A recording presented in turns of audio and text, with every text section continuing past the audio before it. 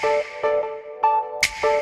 I'm Morgan and I'm an injection specialist here at Skin by Lovely. Today I want to talk about lips. What we want to avoid is obviously the duck lip. So my beautiful model here would like a little more aversion to her lips. So she came in assuming that we were going to be just adding some filler right into her lip. But if we were to do that, especially if you look from the side here, it could potentially build forward, which is what we want to avoid. So what we want to do to her is actually add a little volume right up here where she's lost it to just gently avert the lip to show a little more of the pink here. And then we can also add a little bit of a neuromodulator in the muscle right above her lip to also avert it, because she has plenty of volume, we just want to show it off. So there's a little trick to avert your lips if you're worried about the duck lip look.